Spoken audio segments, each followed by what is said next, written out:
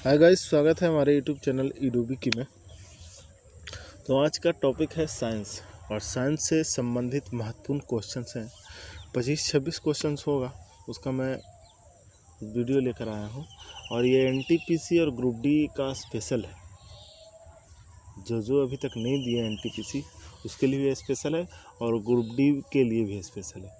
तो चलिए वीडियो को पूरा देखिएगा, और चैनल पर नए हैं तो चैनल को सब्सक्राइब कर दिया, और वीडियो अच्छा लगे तो वीडियो को लाइक कर दिया, और बेल वाला घंटा जरूर दबाइए, क्योंकि हर वीडियो का नोटिफिकेशन सबसे पहले आप तक पहुंचे, इसलिए घंटा दबाना मत भूलिए। हाँ, इसका अगर पीडीएफ, इस वीडियो का पीडीएफ अगर चाहिए तो हमारे टेलीग्राम जाकर ज्वाइन कर लीजिएगा। टेलीग्राम का लिंक डिस्क्रिप्शन में दे दिया गया है। तो चलिए बिना देर के वीडियो को स्टार्ट करते हैं और देखते हैं क्या है क्वेश्चन। प्रसिद्ध बिग बैंग थ्योरी किस मुख्य सिद्धांत पर आधारित है? ऑप्शन है जीमोन प्रभाव, डॉपलर प्रभाव, डी ब्रोमली प्रभाव, ऊष्मागतिकी के सिद्धांत। तो इसका आंसर, करेक्ट आंसर हो जाएगा डॉपलर प्रभाव, बी, डॉपलर प्रभाव।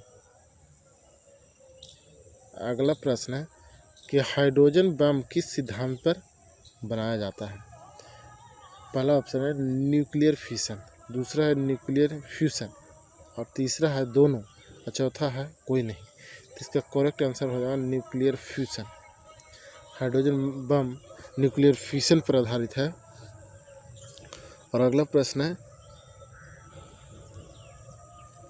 ल्यूमेन किसका मात्रक है? प्रकाश मिति, तरंगदैर्घ्य, ज्योति फ्लक्स, या इनमें से कोई नहीं। तो इसका करेक्ट आंसर हो जाएगा ज्योति फ्लक्स। ल्यूमेन है जो ज्योति फ्लक्स का मात्रक है। अगला है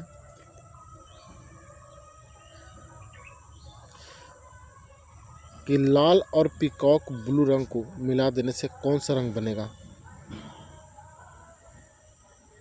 तो ऑप्शन है कि काला, सफ़ेद, हरा, या पीला। इसका करेक्ट आंसर हो जाएगा सफ़ेद।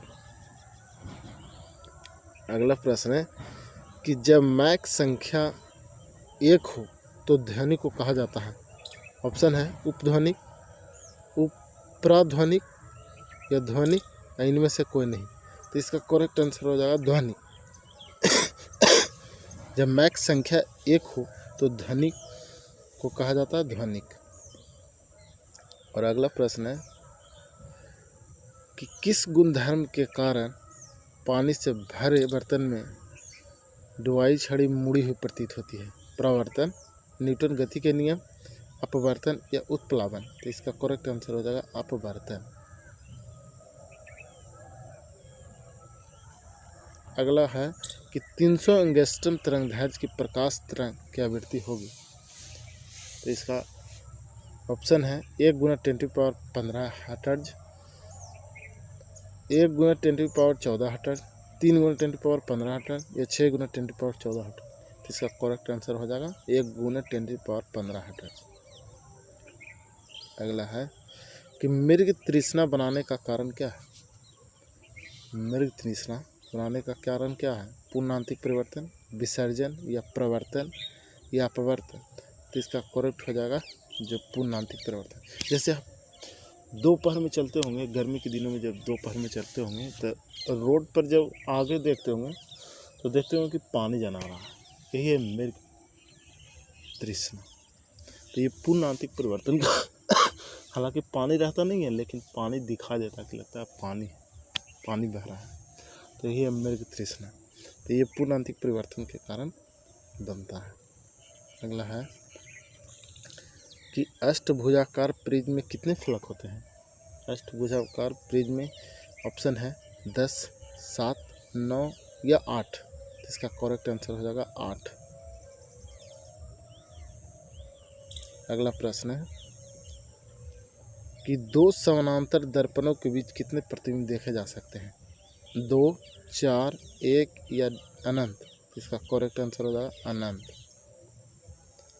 अगला है कि श्रव्य परिसर में ध्वनि तरंगों की आवृत्ति क्या होती है? श्रव्य परिसर में ध्वनि तरंगों की आवृत्ति क्या होती है? ऑप्शन है 20 हर्ट्ज से 20,000 हर्ट्ज, 0.5 हर्ट्ज से 5,000, 1 HZ से 10 HZ या 20,000 HZ से 40,000 HZ। तो इसका आंसर हो जाएगा 20 HZ से 20,000 HZ, यानी ए ऑप्शन।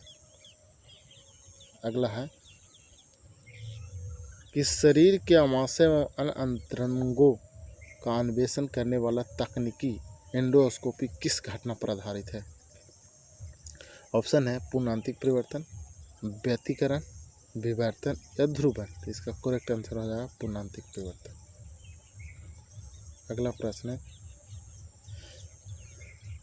कि फोकस आँख में किसके द्वारा सामंजस्य स्थापित करता है? रेटिना द्वारा, दृष्टि पटल द्वारा, पुतली द्वारा या कॉर्निया द्वारा। तो इसका करेक्ट आंसर हो जाएगा कॉर्निया द्वारा। अगला है कि प्रयोगशाला उपकरणों को बनाने के लिए उपयोग में लिया गया कांच पायरेक्स कांच, कठोर कांच या मृदुल कांच या सुरक्षा कांच। तो इसका करेक्ट आंसर हो जाएगा पायरेक्स कांच। अगला है कि जब प्रकाश की कोई किरण प्रकाशतः सघन माध्यम से विरल माध्यम की तरफ जाती है तो होता है अब विचलित रहती है, नॉर्मल की ओर मुड़ती है या नॉर्मल से दूर मुड़ती है या इनमें से कोई नहीं। तो इसका करेक्ट आंसर हो जाएगा नॉर्मल से दूर मुड़ती है।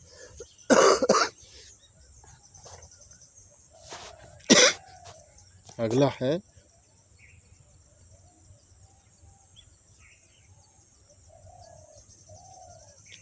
है कि प्रस्रव ध्वनि सुनी जाती है कुत्तों द्वारा, मनुष्यों द्वारा या माइक्रोस्कोप की सहायता से या किसी के द्वारा नहीं।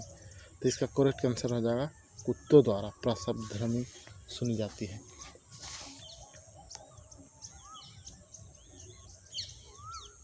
कार्बन माइक्रोफोन एक परिवर्ती है, प्रेरकत्व युक्ति है, ध्वनि युक्ति है, धारित युक्ति है, प्रतिरोध युक्ति है या इनमें से कोई नहीं। तो इसका करेक्ट आंसर हो जाएगा प्रेरकत्व युक्ति है। कार्बन माइक्रोफोन प्रेरकत्व युक्ति है।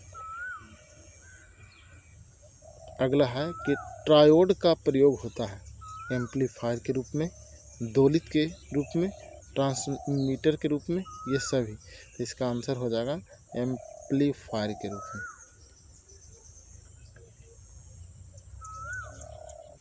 अगला है कि डीसी की अपेक्षा एसी का क्या लाभ है?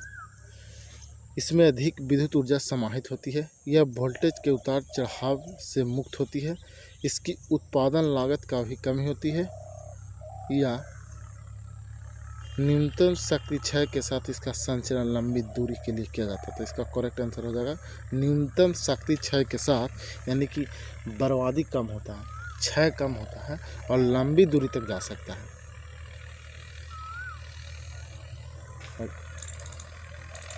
अगला है कि डायोड से धारा कितनी दिशाओं में बहती है?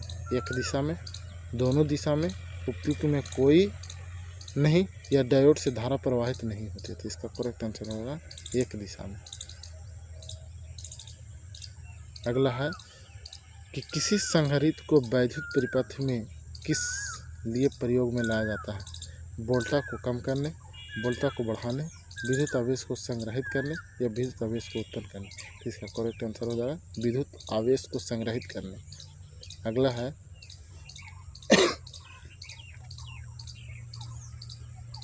कि मुक्त रूप से निलंबित चुंबकीय सुई किस दिशा में टिकती है?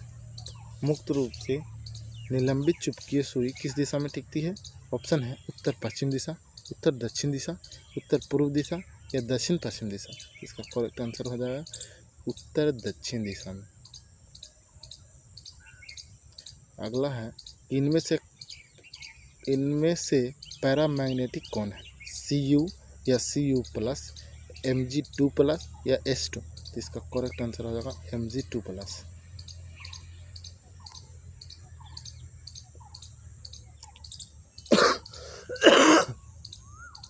अगला है कि परिपथ का शक्ति गुणक परिपथ में किसको सम्मिलित करने पर उत्पन्न किया जा सकता है? संधारित्र, प्रतिरोधक, प्रेरक, इनमें से कोई नहीं। तो इसका करेक्ट आंसर हो जाएगा प्रतिरोधक।